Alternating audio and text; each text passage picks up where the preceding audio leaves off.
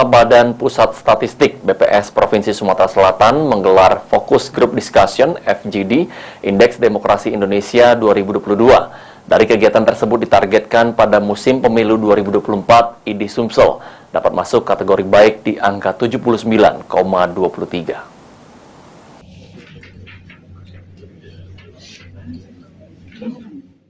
Melakukan pengukuran secara objektif dan empirik terhadap kondisi demokrasi politik di Indonesia, Badan Pusat Statistik BPS Provinsi Sumatera Selatan menggelar Focus Group Discussion (FGD) Indeks Demokrasi Indonesia ID 2022 di Hotel Arya Duta Palembang Senin pagi 10 April 2023.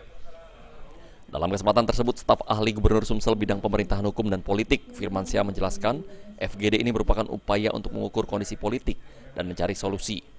Pemerintah sendiri memiliki porsi cukup banyak untuk menaikkan poin ID di Sumsel, baik dari aspek kebebasan, kesetaraan maupun lembaga demokrasi.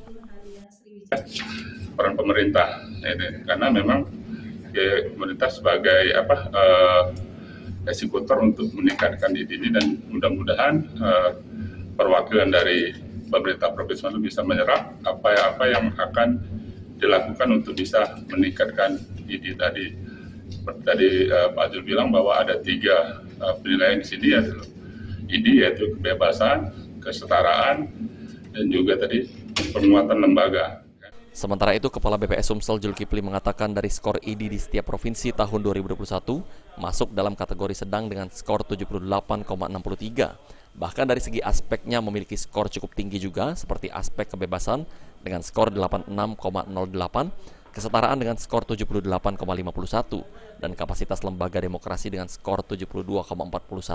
Hal tersebut sudah cukup baik secara nasional dan tinggal perlu dipertahankan. Ditargetkan pada musim pemilu tahun 2024, nanti skor ID di Sumsel dapat masuk kategori baik dengan skor 79,23. Angkanya 78,63 itu sebenarnya posisinya sudah dekat banget dengan baik ya. Tinggal memang kita mempertahankannya saja angkanya itu ya. Sandi Pratama, PAL TV.